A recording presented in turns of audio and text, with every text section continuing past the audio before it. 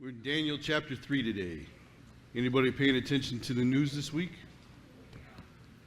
And what's going on the other side of the planet with Great Britain pulling out of the European Union? You see how fast everything can change? Just wake up one day and everything changes. Their prime minister resigns. Scotland wants to be out of the UK now so they can still be in the European Union. Just, everybody thinks that we just see the foreshadowing of certain prophecies happening in our time, but overnight these things can just, boom, we're there. Right? We're on the verge of new leadership in our country. Great Britain is going to be on the new leadership in their country now. And so, guys, keep your eyes on these things because it all is focusing on this last time, in these last days. These are the things that are shaping up. The countries that need to be together for Ezekiel 38 and 39 for the attack from the north they're there. They all have treaties with Russia to if they go to war, Russia goes to war. Turkey was good friends with Israel, or at least good working companions with Israel, and they've broken away. And they'll be part of that confederation. But if you read down in Ezekiel 38 to verse 13, it talks about Sheba and Dedan, and it's Saudi Arabia and some of the others that protest before the attack comes, as it's forming, as it's on its way. Are you coming down? And another country that's listed there is Tarshish. And most conservative scholars anyways believe that is the ancient Phoenician settlements, which is in England. And now they've pulled out of the European Union. You see how fast all this can change and start setting up. It also says Tarshish and her young lions, which some people think is a reference to the United Kingdom, not just England proper, but the other countries that still fall under her, and maybe even that would be the sole reference to the United States in biblical prophecy, because we came off of her. Now it makes sense, wouldn't it, for those countries to protest. That has been our role in the past until recent time, for us to protest any attack on Israel. So we have new leadership coming into play that may be back to more vocal protests against attacks or whatever against Israel. Great Britain is going to be in that same kind of ballpark and that kind of thing again. So we're seeing these things build, and it's coming to a head. And it's coming to a head. A lot of prophecy teachers believe there's more written about our time than any other time in history. And that we're seeing these things come to fruition now. So hang on.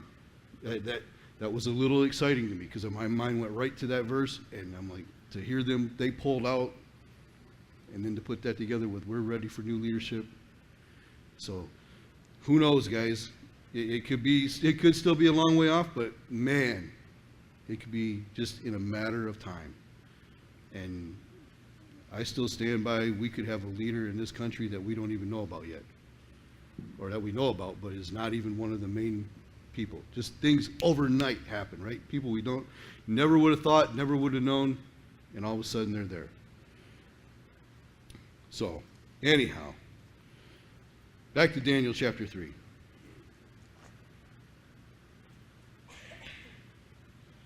And this also speaks to our time, guys, to our day and how we have to interact. Remember, this whole first part of Daniel is talking about these young men who were made captives and taken to a different land and were taught different ways and were basically tried to brainwash them into being Babylonians. They taught them the language, they took their identity away, gave them new names, names that had been toward the God of Israel. Now their names and their meanings are toward the different gods of Babylon. But Daniel purposes in his heart, right? Makes his decision, pulls it together, says we're not going to go on emotion, we're not just going to go with the flow, we're going to make a stand right here. Things sacrificed to idols, we're not having anything to do with it. That's why we're in captivity. Had probably heard Jeremiah talking about the very thing, the warnings that if Israel did not turn from their captivity and know that the writings of Isaiah, that because of their idolatry, they were going to go into captivity. You could go all the way back to Moses. We on Wednesday night, we finished up the first 5 books. We finished up Joshua. We finished up Judges now, getting ready to go into Ruth. But even Moses was saying, and he would start off with his speeches. If you do these things, this is what will happen to you. And then before the end of the chapter, it was when you do these things, this is what's going to happen to you. His warning turned into prophecies over Israel. And they were fulfilled. It's like God said, I know you're going to do this. This is what's coming. Right? 400 years or plus before it happened, this is what's happening. So here they are. So they go through. They don't resist learning the language. They don't resist learning the history. They don't resist learning the function of the government. All they resist is the things that are offered to idols first. And the king's food that he wanted to appoint would have been offered to idols before it was consumed by the king in his court. And they said, we're not going to do that. And God honors that. God intervenes on their behalf. They're found 10 times better than the others as far as appearance and their wisdom. At 18 years old. At 18 years old, they're already excelling above the wise men of the area, above anybody in the king's court. And we have chapter 2, and he has another dream, and he says, hey, you guys going to tell me my dream? Calls all the wise men in, sorcerers, all of them. You're going to tell me my dream, and you're going to tell me the meaning of it. And they say, okay, well, tell us the dream, and we'll let you know. Right? And he says, no, I know you're a bunch of shysters most of the time anyway, so you're going to tell me the dream too, so I know what you're talking about, and then you're going to tell me the meaning of the dream. And nobody can do that. They even are to the point where they have nothing to lose. They tell the king, listen, no other king has ever requested this of anybody. It's impossible to know except for the gods. Only the gods could tell you this. Which just kind of undermines their whole position because they're the ones in touch with the gods. They're the ones who are the spiritual leaders of this place, and they're right, but they have no contact with the gods to be able to tell them. And Daniel says, hey, king, man, just give us a little while. I'll ask my God, and he'll tell us. And God does. And he gets Shadrach, Meshach, and Abednego. They go to praying. Ask God. It's revealed to them. They go in. He tells them the dream, tells them the meaning of the dream. And in verse 46 of chapter 2, it just overwhelms Nebuchadnezzar, right? He says, then King Nebuchadnezzar fell on his face, prostrate before Daniel, and commanded that they should present an offering and incense to him. The king answered Daniel and said, truly your God is the God of gods, the Lord of kings, and the revealer of secrets, since you could reveal this secret. Then the king promoted Daniel and gave him many great gifts and made him ruler over the whole province of Babylon, the chief administrator over all the wise men of Babylon. Also Daniel petitioned the king, and he set Shadrach, Meshach, and Abednego over the affairs of the province of Babylon. But Daniel sat at the gate of the king. So just like Joseph, no resistance to what they're doing, just not going to participate in your idol worship. We're going to learn, we're going to function within because we can, in ways that we can, but they're going to make the stand. And then you have this, and God answers prayer, and God sets them up then in places and positions they weren't even trying to get to. And Daniel takes care of his buddies, right? Do for them. Let me set them in this position. So all of a sudden you've got these 4 young guys that have positions of authority over all of the whole province of Babylon, the whole kingdom of Babylon. And these three other guys are over the affairs. So he's got his own little cabinet working with him. These 4 guys are taking care of things for the king, and he trusts them. 23 years later, we get to chapter 3. It seems King Nebuchadnezzar has already begun to forget, the word's right, what has transpired. Seems he remembers the dream. But, remember the dream. A statue of a man, head of gold, then silver, bronze as you move down, iron, and feet of clay and iron mix. And that we talked about how those are the different kingdoms that would come. And he told him, Nebuchadnezzar, you are the king of kings. He was the only one of all those kingdoms who was the king of his kingdom. Everybody else had co-regents and everybody, and they had people to kind of answer to. But he was the king. When you get down to the Medes and Persians next after him, if the king made a decree, even the king had to follow the decree. He couldn't change it. But in Nebuchadnezzar's case, he didn't care. If he made a decree and decided he wanted to change it for his benefit, he just changed it. He has absolute power. And we went down through all the different, the Greeks and the Romans and the revived Roman Empire that we're looking at now. Is right? We just talked about that last week.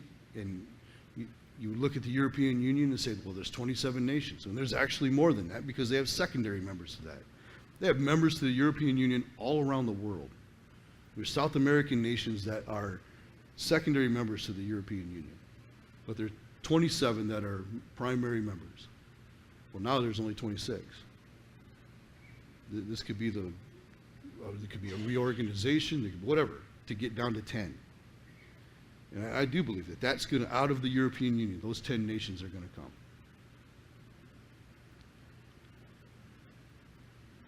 But it seems that Nebuchadnezzar just wants to be king, period, forever. Or at least his kingdom is not going to pass. There's going to be some kind of monument to himself. Anyways, let's get into chapter 3. And this is what we're going to look at now. So Nebuchadnezzar the king made an image of gold whose height was 60 cubits and its width was 6 cubits. He set it up in the plain of Dura in the province of Babylon. And King Nebuchadnezzar sent word to gather all the satraps, the administrators, the governors, the counselors, the treasurers, the judges, the magistrates, and all the officials of the provinces to come to the dedication of the image which King Nebuchadnezzar had set up. So the satraps and the administrators, the governors, the counselors, the treasurers, the judges, the magistrates, and all the officials of the provinces gathered together for the dedication of the image that King Nebuchadnezzar had set up.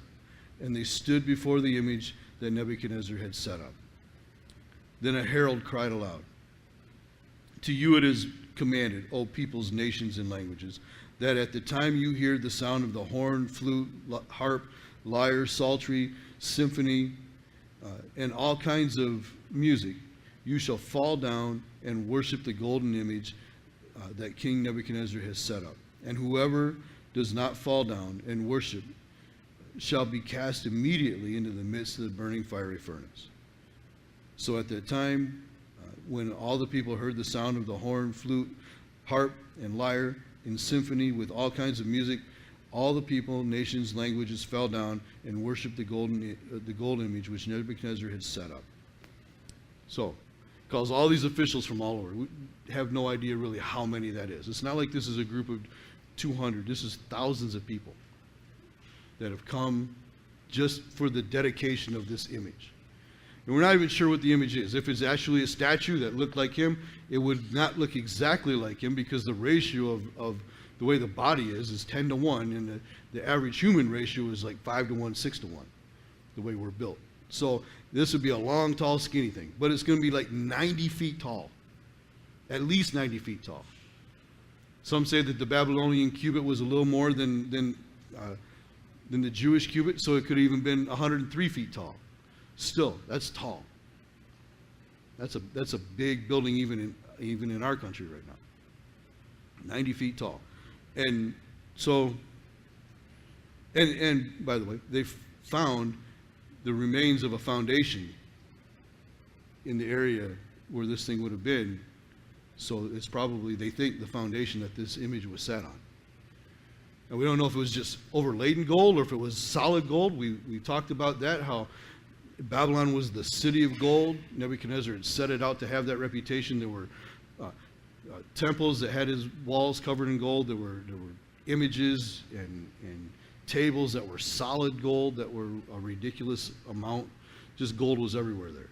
So it was at least overlaid with gold. Could have been solid gold, but we're not absolutely sure on that. But for whatever reason, he sets this thing up. He wants it to be worshipped. And as we get through this chapter, you're going to see what I'm saying here, that I don't think that it was necessarily that Nebuchadnezzar wanted to set up a new religion as much as he wanted a sign of allegiance to him. Now, whether the image looked like him or not, something, it might have even been an obelisk. But whether the image was him or an obelisk or whatever, doesn't matter. You'll see as we get to the end of this that he thinks he's the head of everything. And this is a sign of allegiance to him. Now, as we go through this chapter, there's a type or a picture of things yet to come too. Right? Because Nebuchadnezzar, obviously, if you think about it, is playing the part of Antichrist here.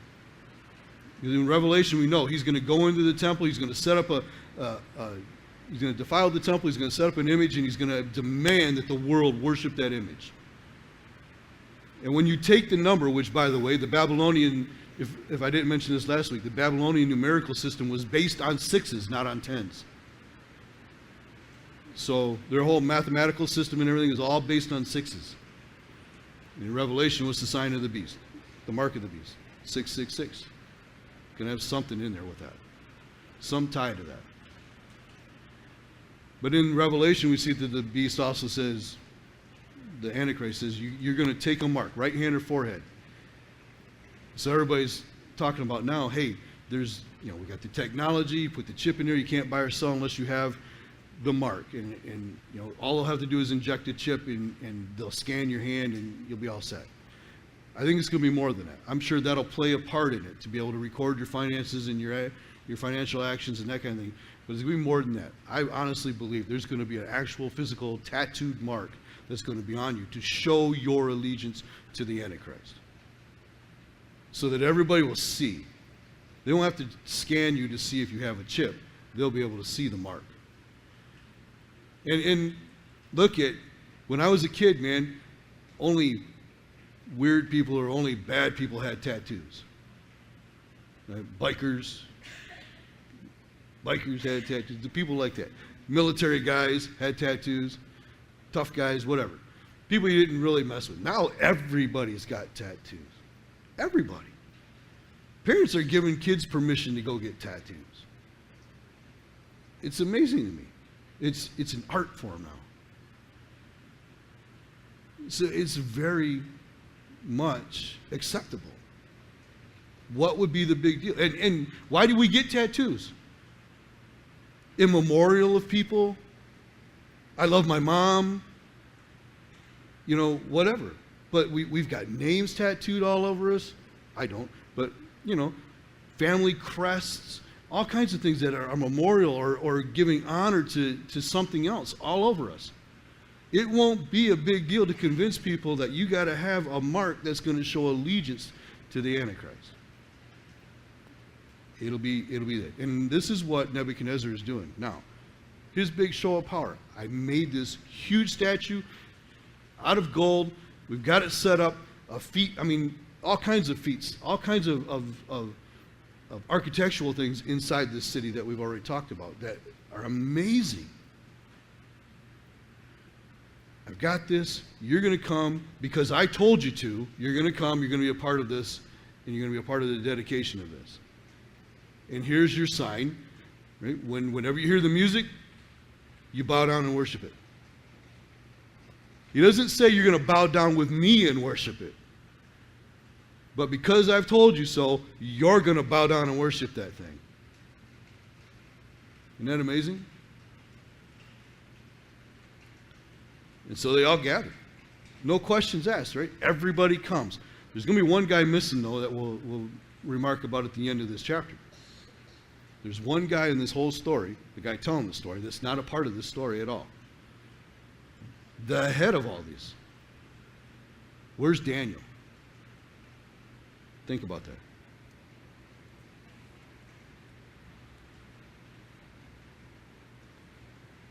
So they come, they stand, or they bow.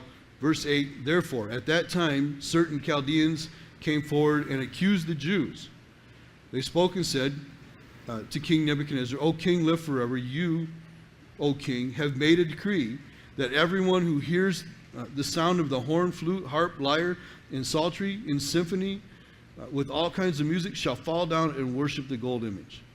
And whoever does not fall down and worship shall be cast into the midst of the burning fiery furnace. There are certain Jews whom you have set over the affairs of the province of Babylon, Shadrach, Meshach, and Abednego. These men, O king, have not paid due regard to you. They do not serve your gods or worship the gold image which you have set up. So you think there's a little opportunity? The opportunity is here. Daniel's not here to defend these guys. And they're doing pretty much what everybody probably would have expected. You know, they're not going to bow. It says they accuse the Jews. They're not accusing all the Jews. They're just accusing Shadrach, Meshach, and Abednego. Just the guys in power. If we can remove these three guys, we can move up. And it doesn't stop here. We get later on into the book and we see that it's the same, even with Darius, toward Daniel. Right? Oh, king, just make the decree that, you know, nobody can pray to anybody else but you.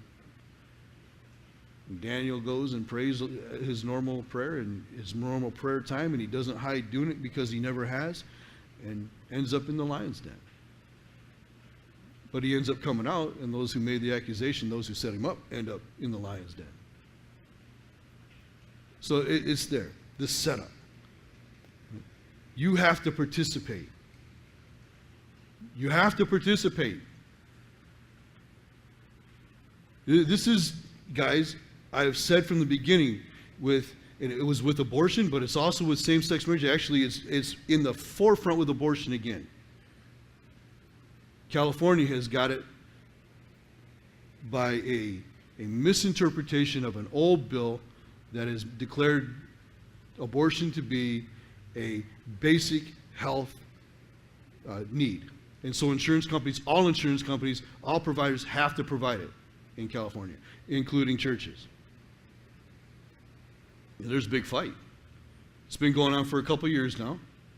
Jack Hibbs, Calvary Chapel pastor in Chino, is leading the charge.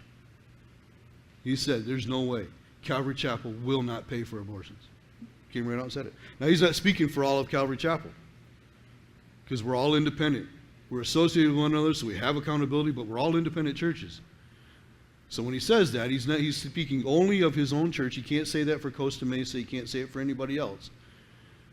But he came right out and said it. There's a YouTube video of him on Fox saying, we will not pay for abortions. He's told his congregation before, I'm going to jail. I know I'm going to jail one of these days. And so then the White House and their administrators got involved with all this, and they went through the whole thing to see if it had been the Department of Justice, I think, to see if it was did California overstep their bounds? Did they do it wrong? And of course they come out and say, oh no, it's fine. And Jack's just like, don't care what you say. File a lawsuit, we'll take this to the Supreme Court. So he's on the firing line. So you guys need to pray for all of the church in California, but especially pray for Jack. Jack Hibbs is his name. But it's the same thing. Same thing with the same-sex marriages and that. We just want to be able to do what everybody else is doing. We just want to be able to marry the person we love. That's not what they want to do. They want to do and force us to participate. And I said it before it was passed, and it's exactly how it played out. It wasn't a day after. And there were already lawsuits being filed against pastors or chapels that would not, florists and cake makers and everybody else who would not participate in those weddings. People are losing their businesses, their livelihood, everything they have. Because they're making the stand, they're taking the stand. You do what you want to do, you're not going to force us to participate in it. And even if you force us, we're not going to do it. I kind of feel like Jack sometimes when these things start coming up. I'm not going to get out of this without going to jail one day.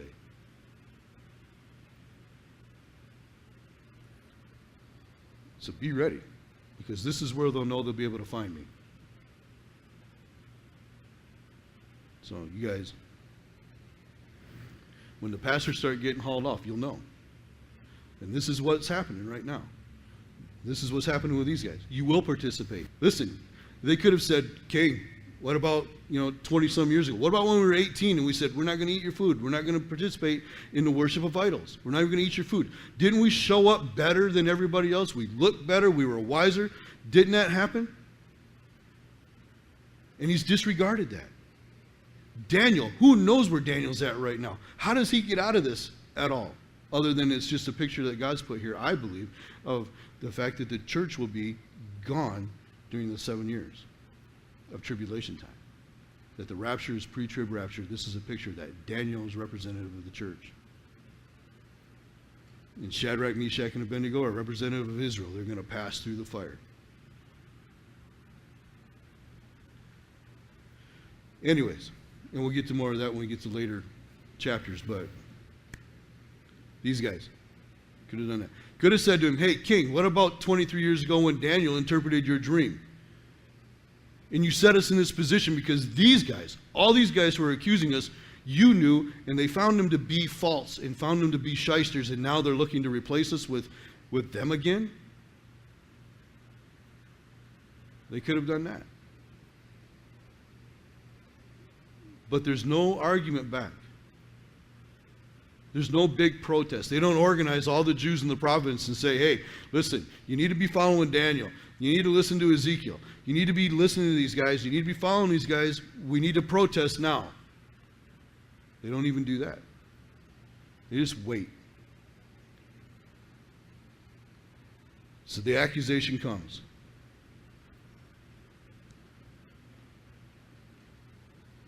Verse 13, then Nebuchadnezzar in rage and fury, which is a problem for him. The guy's got an anger management problem. We've already seen it. We're going to see it some more. In rage and fury, gave the command to bring Shadrach, Meshach, and Abednego. So they brought these men before the king. Now that tells you how many, it wasn't a small number of people, because the king didn't see wherever he was at when all this happened.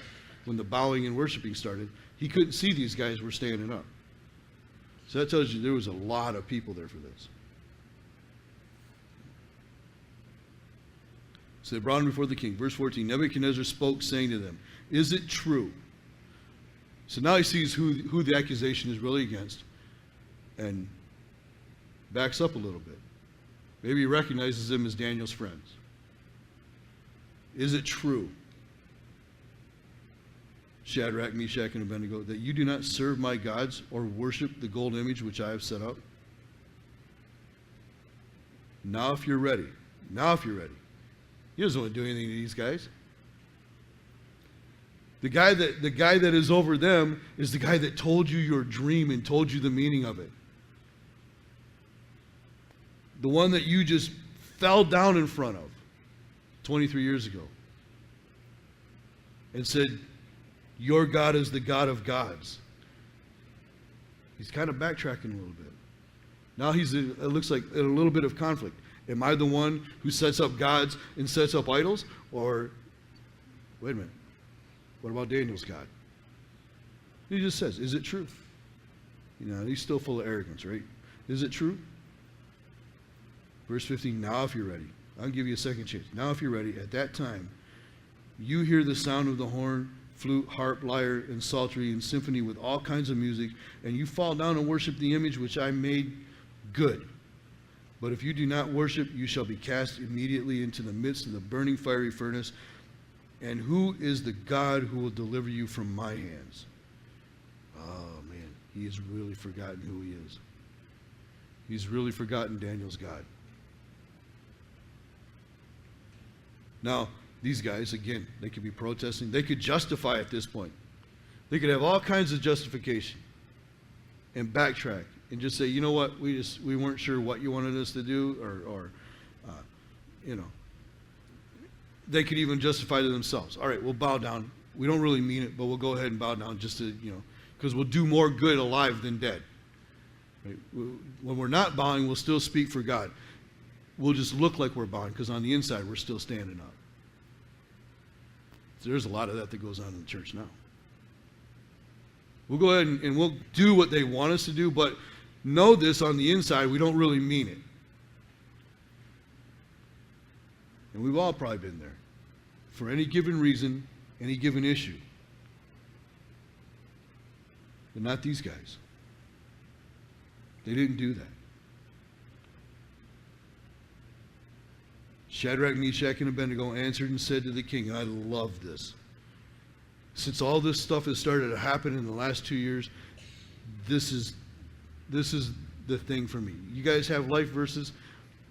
This is what I go to and I think about when I prepare myself for the day when I'm going to have to stand in front of somebody and say, I will not compromise on this.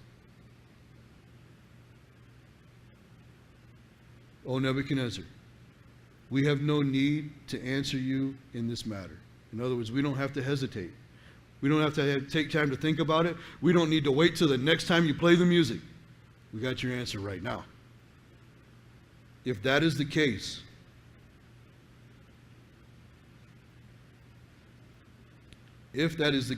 our God, whom we serve, is able to deliver us from the burning fiery furnace. And he will deliver us from your hand, O king. But if not, let it be known to you, O king, that we do not serve your gods, nor will we worship the gold image which you have set up. Our God is able to deliver us from the furnace in one way or another, whether we die in that furnace or whether you let us go, he will deliver us from you. I mean, that's pretty straightforward, isn't it? You might have the power and authority to throw me in a furnace. Whether God saves me there or lets me die there, either way, I'm out of your hands. Strong words. But I want you to notice, strong words not spoken disrespectfully. Strong words that are not belligerent.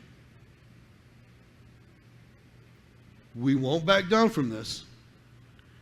We're not going to turn, just straight and truth, and that's it. This is what we believe. That won't change. Not only will it not change, we won't stop living like it.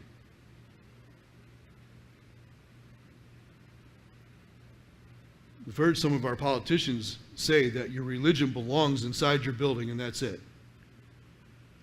It's not to be expressed. It's not to be put outside. You have the right.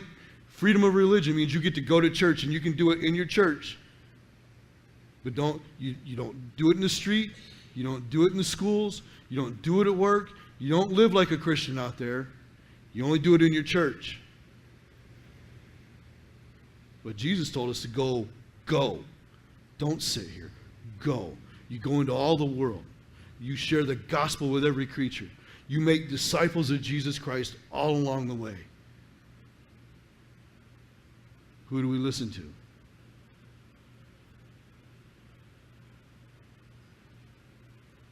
Your faith could cost you your job at any day. Any time. Your faith could cost you your freedom at any time.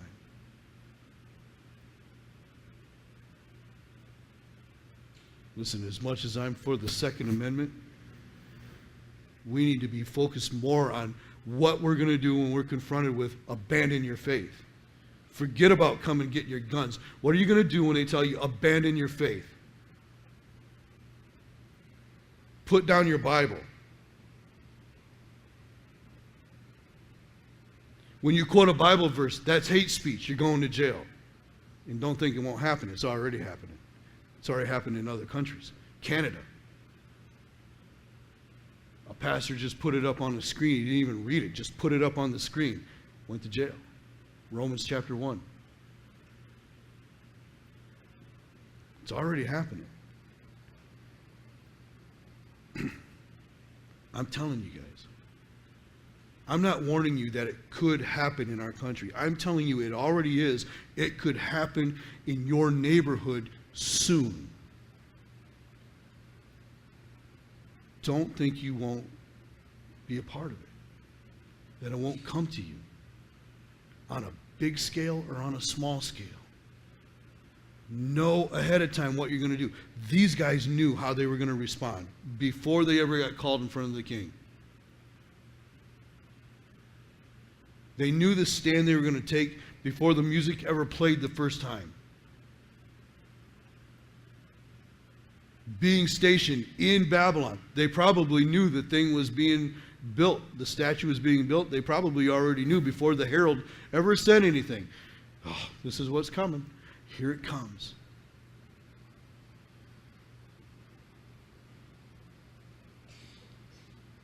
And because it is their pattern, don't think they weren't in a lot of prayer over what was going to happen. Lord, you're going to have to strengthen us. God, you're going to have to be with us. Give us the words to say. Tell us how to do it without offending you. Even truth spoken love is going to offend other people. Tell us how to do it without offending you. Without misrepresenting you. I don't want to make a bold statement, not even from the Bible, that just represents me. That's the wrong motivation for doing it. You make a bold statement, even if it's a Bible verse, because it represents God. Because you're honoring Him, no matter what it costs you. Not so you can be John Wayne or whoever.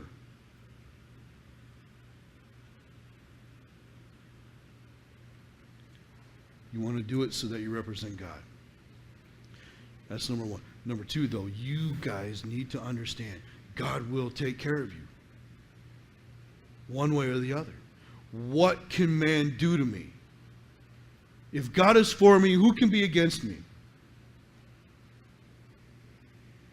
What am I afraid of? What is the worst that they can come up with? Because whatever they think their worst is, just sends us home. If they decide that my stand for my faith for God, to share the gospel, is worth taking my life, then what have they done but release me from this bond? I'll be at home waiting for you. When you all show up. What is the worst they can do? And don't ever forget, on a daily basis, we have brothers and sisters all over this world who are paying with their life and their freedoms. All over the world.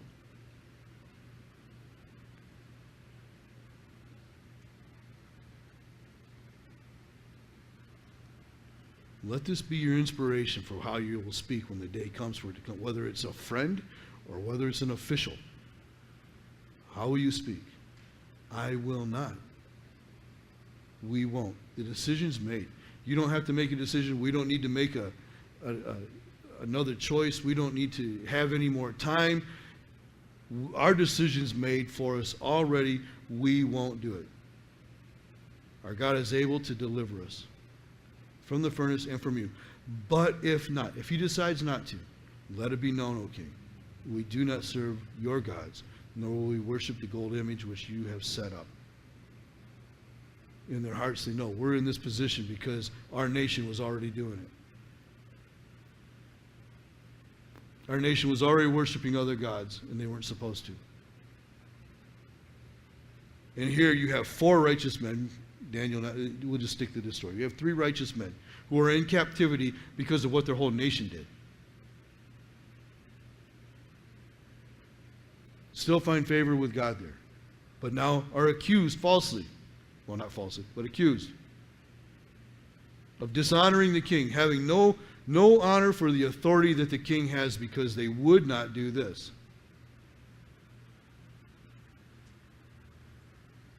No respect. And again, I'll say to our day, that happens.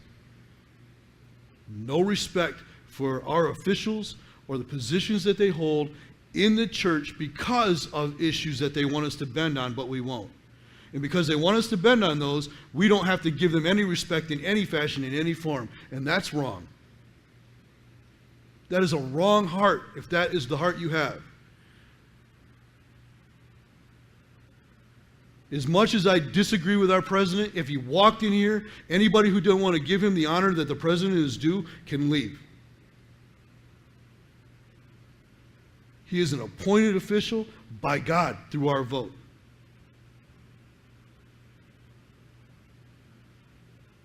It's how it is. And as much as it depends on us, we're to live at peace with everyone. And if he came in, I would call him Mr. President. I wouldn't like it. I know there's stuff inside of me. That the bad can stay inside. The good's got to come out.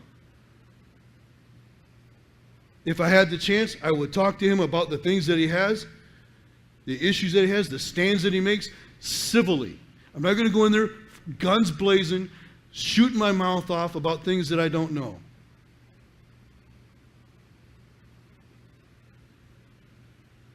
I understand the frustration. I understand with wanting to tell them and give them a piece of my mind. The problem is when we get to that point, we're so frustrated and out of control of our own thoughts and acting on emotion, we don't have any mind to give anybody.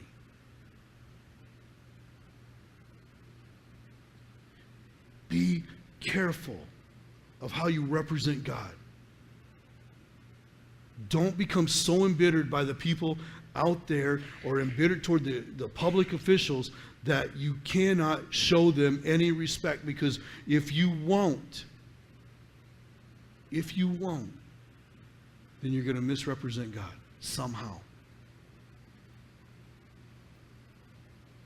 God is the judge of all that. There is a day coming. I wouldn't have a problem with telling the president, I get to share the gospel. Hey, Mr. President, here's the deal. You need to know Jesus. First and foremost, before all this other junk that's going on in your White House, before all the other junk that's going on in Washington, in our country, before all that, you can't get that right, Mr. President, unless you know Jesus Christ first. You need to ask him to forgive you of your sin. Because if you don't, one day he's going to come and he's going to judge you. And it'll be heaven or it'll be hell. You'll be judged right because you accepted him as your Lord and Savior. You'll be judged wrong and you'll go to hell because you've rejected him. And I don't want to see you in hell.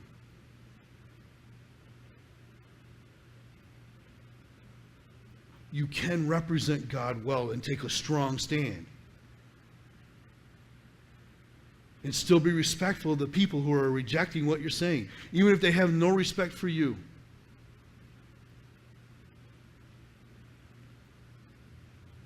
And listen, I'm as feisty as anybody else. I can lose my mind in a heartbeat just like anybody else. So this is not just to you guys, this is to me too.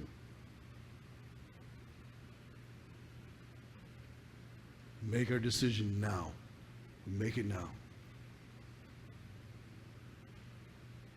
Then Nebuchadnezzar was full of fury again. And the expression on his face changed toward Shadrach, Meshach, and Abednego.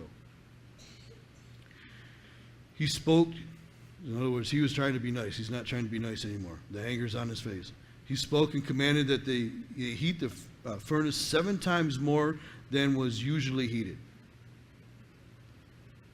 And this was a form of torture that they used. So you don't want a fire so hot that you throw somebody in there to die right away.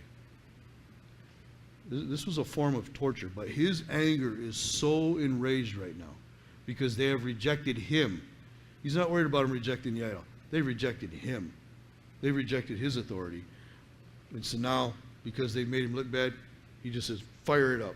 Hot as you can get it. At least 7 times hotter. Fire it up now.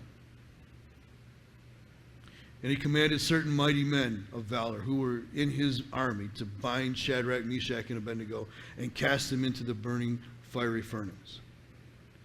Then these men were bound in their coats, in their trousers, their turbans, and their other garments.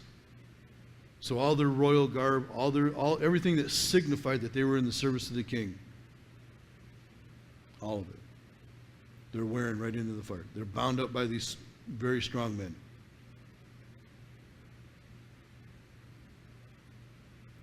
And they were cast into the midst of the burning fiery furnace. Therefore, because the king's command was urgent, and the furnace exceedingly hot, the flame of the fire killed those men who took up Shadrach, Meshach, and Abednego. So now his elite fighting force, that's how hot this thing is dying.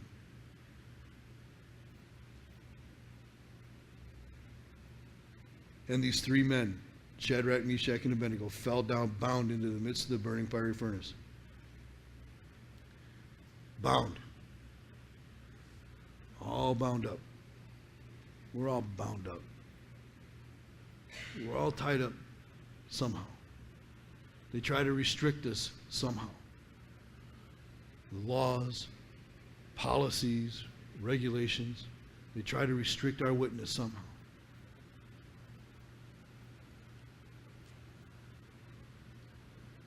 In verse 24, then Nebuchadnezzar was astonished.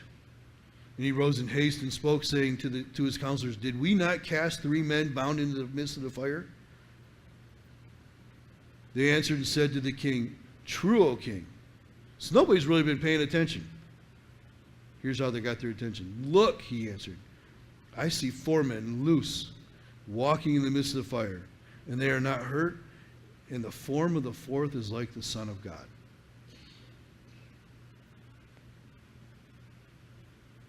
He must have thought it was all done. Everybody must have thought it was all done. And I don't know if something caught his attention and he looked, or because these three are in the presence of God, because Jesus has shown up in the midst of the fiery furnace. If they're worshiping, I mean, they're walking around. They're not just standing there. They're walking around. You hear voices coming out. Something gets Nebuchadnezzar's attention, and he looks. He says, hey, wait. Didn't we put three in? Bound up? I see four, and they're loose, and they're walking around. And one person has pointed out, you don't even know if Shadrach, Meshach, and Abednego knew that Jesus was there. I mean, because if I knew Jesus was standing there, if I knew my Messiah had showed up in the middle of that, and I'm all right, and I'm in this gigantic hot furnace, when the king says come out, I might say, no. I like it in here.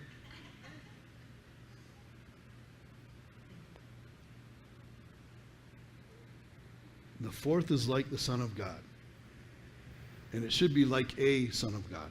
So, whatever he's seen,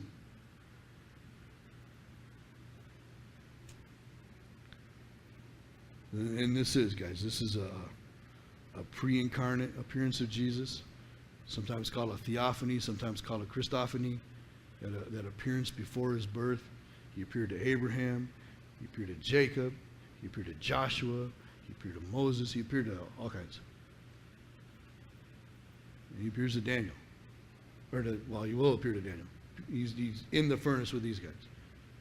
You guys, whatever you're going through, you are not going through it alone. Whether you can see Jesus right now or not, you're not going through it alone. He's right there with you. No matter what you're going through. You are not alone. He hasn't forgotten you. He hasn't misplaced you. He's not going to be like Nebuchadnezzar and go, oh, wait a minute. You're not going to catch him by surprise. Well, why am I going through all this stuff? If he's with me, why am I going through it all? Well, he was with them all the way through here, right? Through the whole thing. Couldn't he have stepped in at any time and stopped this before the furnace? But he didn't. He let them get in. They have no idea. In fact, this is the last we're going to see of these three guys, but they have no idea. But that in a couple of years, or the next chapter in our Bible, this king is going to finally break down. This pagan king is finally going to break down. And his heart's finally going to be broken and given over. And all these things that we've looked at in the first three chapters have played a part in that breaking down of somebody. You don't know when your stand is going to push somebody into the direction of Jesus Christ, whether they agree with you then or not. It might be years down the road. But your stand to do what is right before God and to not compromise is going to be an example to somebody else, and it may be years, it may be days, whatever. But you may be the part of the breaking of that person.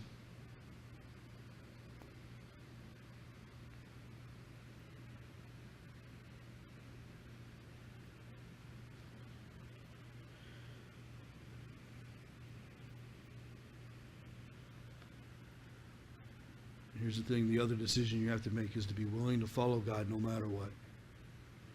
Not just what to say, but no matter what, you're going to follow God.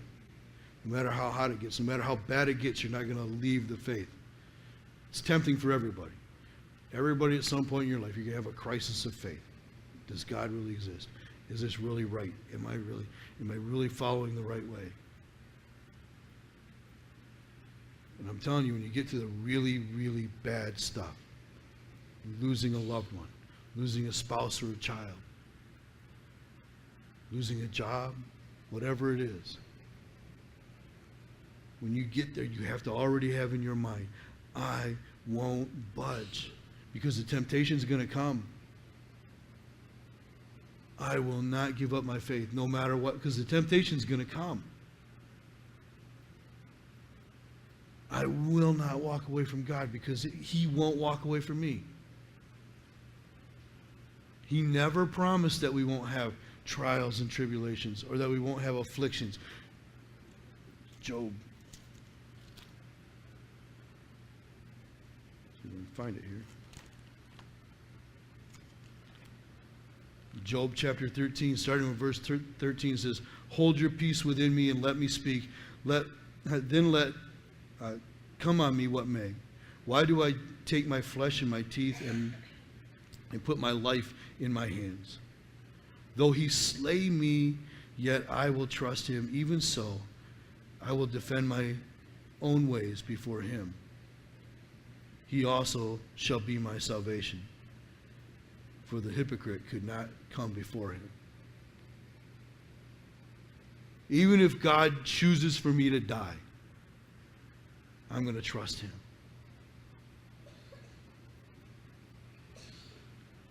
He's my salvation.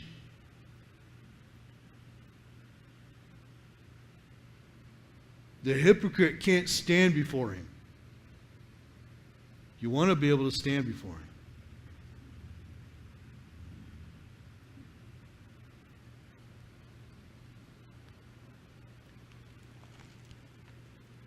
Psalm 34 says, many are the afflictions of the righteous.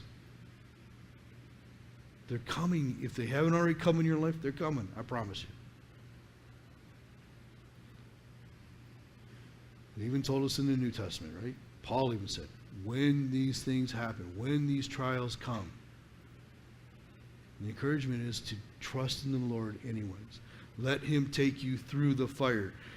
He doesn't take them out of the fire. He takes them through the fire. You might not see the way out right now. You might not see the end of whatever's coming.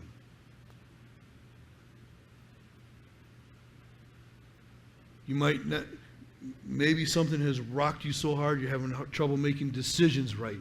You every day, every hour, every minute is just a struggle to get through. But he's with you through the whole thing, and when you come out on the other side, you're going to be able to look back and see.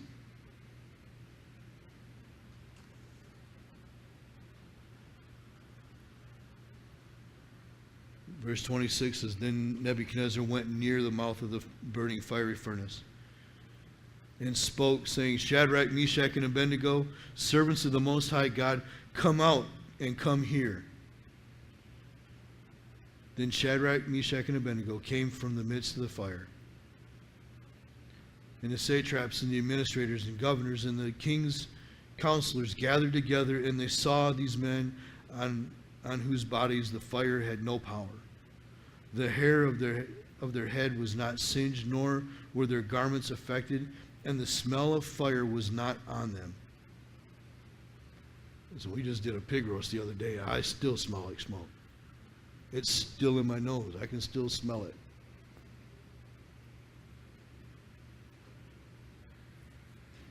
They don't even smell like smoke. They don't smell like fire. Nothing is changed. Their garments aren't singed. They're not melted. Nothing's different. 28. Nebuchadnezzar spoke, saying, Blessed be the God of Shadrach, Meshach, and Abednego, who sent his angel to deliver his servants who trusted in him, and they have frustrated the king's word and yielded their bodies that they should not serve nor worship any god except their own God. Blessed be the God of Shadrach, Meshach, and Abednego, who sent his angel to deliver his servants who trusted in him. And they despite the fact that they frustrated me, they didn't obey my command. They frustrated me, and they yielded their bodies. They went willingly. You'll see a struggle with them all along the way. They don't struggle and resist coming in the presence of the king. They don't struggle and resist being tied up. They don't struggle and resist getting thrown into the fire. They just clearly, simply state their faith in the fact that they won't budge on that. And Nebuchadnezzar says they yielded their bodies.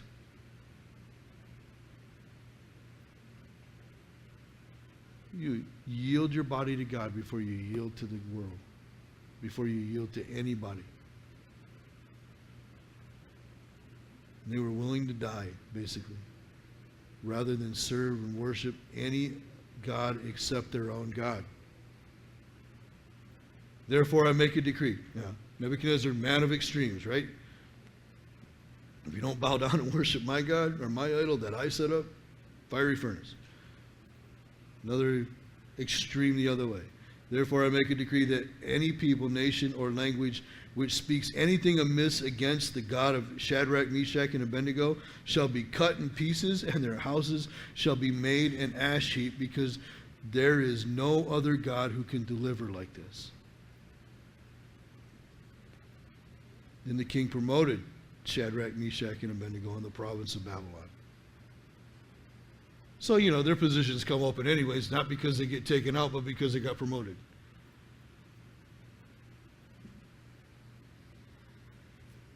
Well, what a man of extremes. If you even speak about their God. I think at this point, he's so shaken. I mean, we saw him in chapter 2, falls down in front of Daniel, face it, oh, King, the God of gods and the God of kings. And now, there is no one who can deliver like this God. Don't even speak against him in my kingdom. There's something inside of him wants the favor of this God because he's the only one who has proven himself to be above him. Even his servants, the servants of that God, have been humbled to serve the king as servants and not elevated themselves above the king. But the God that they serve is way above the king. And he said, don't even speak against him. I don't want his judgment on me and my kingdom. Don't speak against him. If you do, I'm going to cut you into pieces, and I'm going to turn your house into ash heap, a dung heap. I'm going to burn you out, and there won't be any evidence that you ever existed in my kingdom if you speak against this God. I would hope that these three guys, if they had another moment with him, say, now listen, you don't have to be quite that extreme about it. God will take care of that. But we don't know. He makes the decree, and then he promotes these guys. You guys, if you make your stand, if you do what's right, and you conduct yourself well in the name of Jesus, you determine to honor God with whatever you do. I'm telling you. You're going to face some persecution. You're going to face the fire. You're going to face desperate times. But at the same time, when you come out of it, you're going to find favor with people. You'll find favor. If God has you to do something, to change something, you're going to find favor with the people you need to find favor with. He is are kind of along for the ride. They didn't come out of there and say, hey, look it, we're all right. You blew it, King. Give us a promotion. They didn't come out and say, you dishonored our God, now you go jump in the furnace. They didn't come out and say, what about all these other guys that falsely accused us? What about all these other guys that tried to set us up? They don't really care about your idol. They just wanted to make sure we were taken out. What about them? They didn't do that.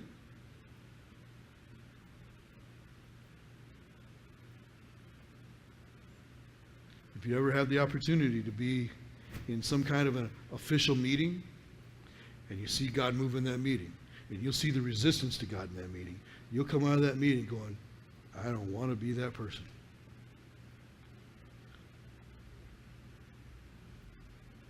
That is not good for them to be against God. And hopefully your heart will be good enough to pray for that person. And there are people out there that are hard to pray for, aren't there? There are people out there that we go, in our hearts, in our minds, hell's not hot enough. And you have to remind yourself, it is. It is. And you'll have nothing to do with firing it up. It is. And be glad that you're not going there. And now pray for the person who is.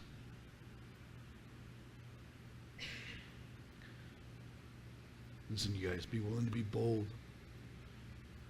Be willing to be strong. Take a strong stand. But do it in the name of Jesus and represent him well. And don't worry about what you're going to say. Quit practicing in the mirror while you're driving.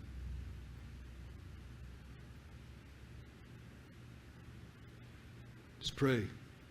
When he gives you opportunity, he'll give you the words too. Let's stand up and let's pray.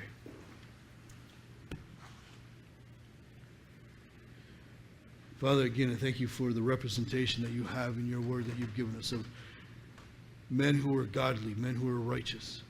Not because they were arrogant about it that we know, but because they were still humble even through that.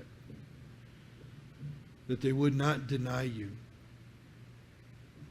That they would not bow the knee to anybody else. Even if it meant going into captivity, even if it cost them their life, they were not going to do anything but submit to you and you alone, Lord. May that be our heart today. That we would only submit to you.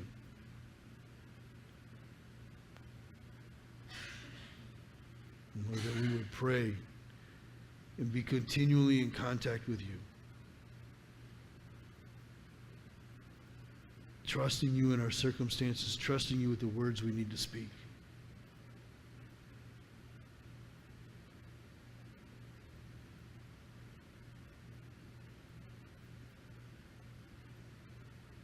And Lord, help us to see as we watch the things transpire in this world, to see with your eyes. To not find fear in news reports, but to find great excitement in knowing that the day is coming soon when you'll call us and we'll be with you. Now, Lord, ask all these things, Lord, in your name. Amen.